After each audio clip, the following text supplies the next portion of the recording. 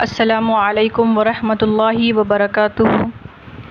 یہ مختصر القدوری کا 11واں سبق ہے۔ اس سبق کے اندر ہم لوگ تیمم کے جو چند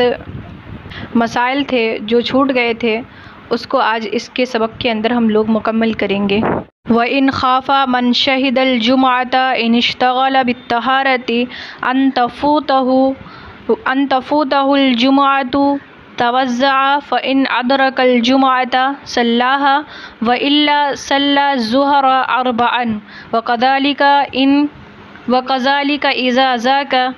إذا ذاك الوقت فخشي فإن توزع فاته الوقت لم يتيمم ولكنه يتوزع ويصلي فائتته۔ کہہ رہے ہیں وَإِنْ خَافَ، اور اگر خوف ہو، من شہد الجمعۃ ان اشتغل بالطہارۃ، اس شخص کو جو نماز جمعہ کے لیے آیا ہے کہ اگر وہ وضو میں مشغول ہو جائے گا تو اس کے جمعے کی نماز فوت ہو جائے گی یعنی چھوٹ جائے گی۔ توضع، تو وہ وضو کرے، فإن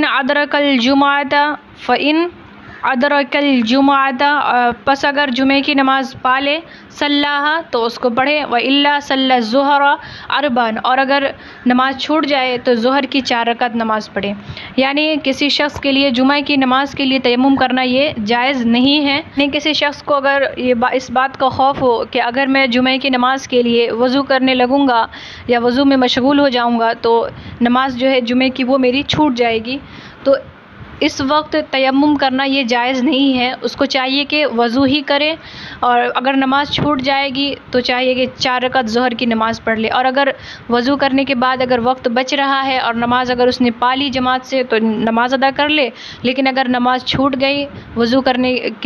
کرنے میں مشغول ہو گیا تو اس کی نماز جو ہے جمعے کی وہ چھوٹ گئی ہے، تو اس کو چاہیے کہ ظہر کی 4 رکعت نماز ادا کر لے۔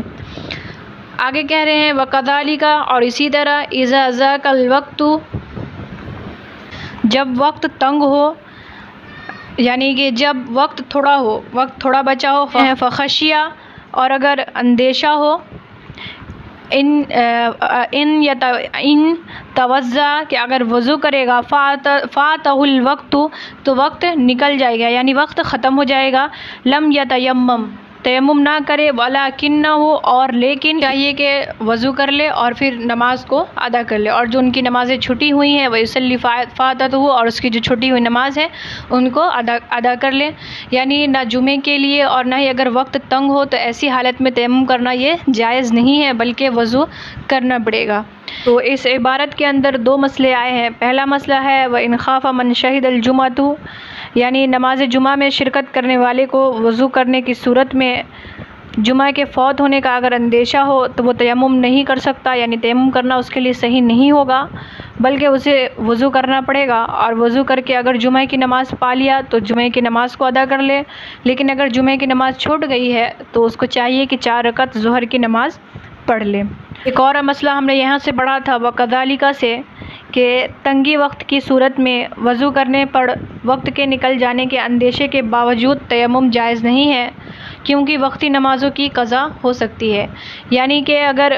وقت کم ہے اور اندیشہ ہو رہا ہے کہ اگر وضو کے اندر مشغول ہو جائیں گے تو نماز ہماری چھوٹ جائے گی، تو ایسی حالت میں بھی تیمم کرنا جائز نہیں ہے، کیونکہ ہماری جو وقتی نمازیں ہیں ان کی قضا ہو سکتی ہے، تو ایسی صورت میں بھی تیمم کرنا یہ جائز نہیں ہے بلکہ وضو کرنا ہوگا، اور وضو کرنے کے بعد اپنی نماز کو ادا کرنی ہوگی۔ اگر نماز کا وقت نکل گیا ہے تو پھر اس کی ہم قضا پڑھ لیں گے۔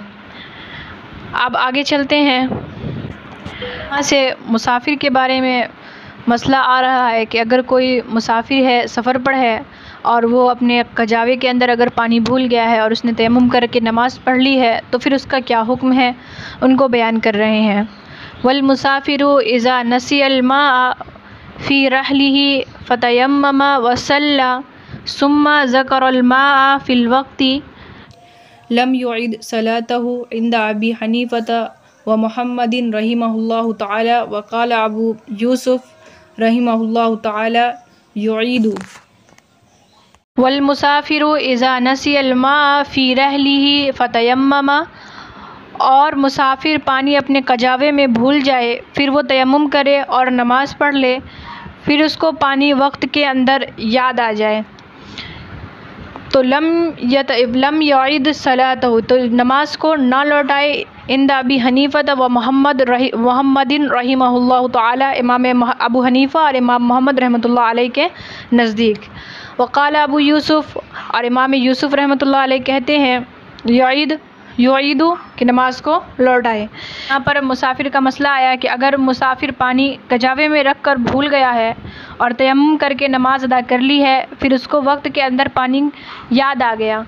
تو طرفین رحمۃ اللہ علیہ یعنی امام ابو حنیفہ اور امام محمد رحمۃ اللہ علیہ کے نزدیک نماز کا لوٹانا واجب نہیں ہے، لیکن امام ابو یوسف رحمۃ اللہ علیہ کے نزدیک نماز کو لوٹانا واجب ہے۔ یہی قول امام شافعی کا بھی ہے، یعنی امام شافعی رحمۃ اللہ علیہ کا بھی یہی قول ہے کہ نماز کو لوٹایا جائے گا، لیکن طرفین رحمۃ اللہ علیہ کہتے ہیں کہ نہیں، نماز کو نہیں لوٹایا جائے گا بلکہ اس کی نماز ہو گئی ہے، اور امام یوسف اور امام شافعی رحمۃ اللہ علیہ کہتے ہیں کہ نماز کو لوٹانا پڑے گا۔ تو یہاں پر ائمہ کا جو اختلاف تھا وہ میں نے ابھی آپ لوگوں کو بتا دیا، یعنی کوئی شخص سفر پر ہے اور وہ اپنے کجاوے میں پانی بھر کر لے کے گیا ہے مشکیزہ وغیرہ میں، اور وہ بھول گیا ہے کہ میرے پاس پانی ہے، اور اس نے بھولے میں تیمم کر کے نماز ادا کر لی، اور اس کو بعد میں یاد آیا، یعنی نماز کے وقت باقی ہے، اس وقت میں اس کو یاد آیا کہ اس کے پاس پانی موجود ہے مشکیزے کے اندر، تو طرفین رحمۃ اللہ علیہ کے نزدیک نماز دوبارہ لوٹانا نہیں پڑے گا، لیکن امام یوسف اور امام شافعی رحمۃ اللہ علیہ کے نزدیک نماز کو لوٹانا پڑے گا۔ اب آگے چلتے ہیں، اب یہاں سے تیمم کرنے والے شخص کے بارے میں بتا رہے ہیں کہ اگر کسی تیمم کرنے والے شخص کو غالب گمان نہ ہو کہ اس کے قریب میں کوئی پانی وغیرہ ہے تو پھر اس کی کیا صورت بنے گی، ان کو بیان کر رہے ہیں۔ وَلَيْسَ عَلَى التَّيَمُّمِ إِذَا لَمْ يَغْلِبْ عَلَى ظَنِّهِ أَنَّ بِقُرْبِهِ مَاءً أَن يَطْلُبَ الْمَاءَ وَإِنْ غَلَبَ عَلَى ظَنِّهِ أَنَّ هُنَاكَ مَاءً لَمْ يَجُزْ لَهُ أَن يَتَيَمَّمَ حَتَّى يَطْلُبَهُ۔ اور تیمم کرنے والے پر ضروری نہیں ہے جبکہ اس کے گمان پر یہ غالب نہ ہو کہ اس کے قریب میں پانی ہے، یہ کہ پانی کو تلاش کرے، یعنی یہ کہہ رہے ہیں ان یطلب الماء کہ پانی کو تلاش کرے، ان غلب علی ظنہ اگر اس کے گمان پر غالب ہو کہ ان ہناک ماء کہ وہاں پر پانی ہے، لم یجوز لہو ان یتیمم تو نہیں جائز ہے اس کے لیے یہ کہ تیمم کرے، حتی یطلبہ یہاں تک کہ اس کو پالے، یعنی اگر کسی تیمم کرنے والے شخص کے اوپر یہ غالب گمان ہو کہ اگر اس کو کہیں پر پانی مل جائے گا تو اس کے لیے جائز نہیں ہے کہ وہ تیمم کر کے پھر نماز کو ادا کرے، بلکہ اس کو چاہیے کہ پہلے پانی کو تلاش کرے، اگر پانی مل جائے تو وضو کر لے، اور اگر نہ ملے تو پھر تیمم کر کے نماز ادا کر لے۔ لیکن اگر اس کے اوپر یہ غالب گمان ہے، اس کو یہ گمان ہو رہا ہے کہ مجھے کہیں پر پانی مل جائے گا، تو اس کو سب سے پہلے چاہیے کہ پانی کو تلاش کرے، یعنی پانی کو ڈھونڈے، اگر پانی مل جائے تو وضو کر لے، اور اگر پانی نہ ملے تو چاہیے کہ تیمم کر کے پھر نماز ادا کر لے۔ پھر آگے کہہ رہے ہیں وَإِنْ كَانَ مَعَ رَفِيقِهِ مَاءٌ طَلَبَهُ مِنْهُ قَبْلَ أَنْ يَتَيَمَّمَ فَإِنْ مَنَعَهُ مِنْهُ يَتَيَمَّمَ وَصَلَّى۔ إِنْ كَانَ مَعَ رَفِيقِهِ اور اگر اس کے ساتھی کے پاس ماؤن پانی ہو، طَلَبَهُ تو اس سے پانی مانگے، منہ قبل ان یتیمم تیمم کرنے سے پہلے اس سے پانی مانگے، فإن منعه پس اگر اس نے منع کر دیا، بس اس نے منع کر دیا منہ اس سے یعنی پانی دینے سے منع کر دیا، تیمم تو تیمم کرے، وصلی اور نماز ادا کرے، یعنی اگر کسی اس کے دوسرے ساتھی وغیرہ کے پاس اگر پانی ہے تو اس کو چاہیے کہ پہلے اس سے پانی مانگے، پہلے تیمم نہ کرے بلکہ اس سے پانی مانگے، اگر پانی دینے سے منع کر دیا ہے تو پھر اس کو چاہیے کہ تیمم کر لے اور پھر نماز ادا کر لے، لیکن سب سے پہلے اس کو چاہیے کہ اپنے دوست سے پانی مانگے۔ تو یہاں پر مسئلہ بھی ختم ہو گیا، اور ہم نے جو تیمم کا جو باب ہم نے شروع کیا تھا وہ تیمم کا باب یہاں پر مکمل ہو گیا ہے۔ تو آج کے سبق کے اندر ہم لوگوں نے مختصر القدوری کا دوسرا باب التیمم کو مکمل کر لیا ہے۔ انشاءاللہ مختصر القدوری کا جو اگلا باب ہے باب المسح علی الخفین، یعنی خفین کے اوپر مسح کرنے کا جو باب ہے اس کو انشاءاللہ اگلے سبق میں پڑھیں گے۔ تو آج کے لیے بس اتنا ہی، امید کرتی ہوں کہ آپ کو ویڈیو اچھی لگی ہے تو لائک شیئر کر دیجیے گا، اور اگر میرے چینل پر نئے ہیں تو چینل کو سبسکرائب کر کے بیل آئیکن بھی پریس کر دیجیے گا تاکہ میری ہر آنے والی ویڈیو کی نوٹیفیکیشن آپ کو بالکل ٹائم پہ مل جائے۔ تو ملتے ہیں اگلے سبق میں، تب تک کے لیے اللہ حافظ۔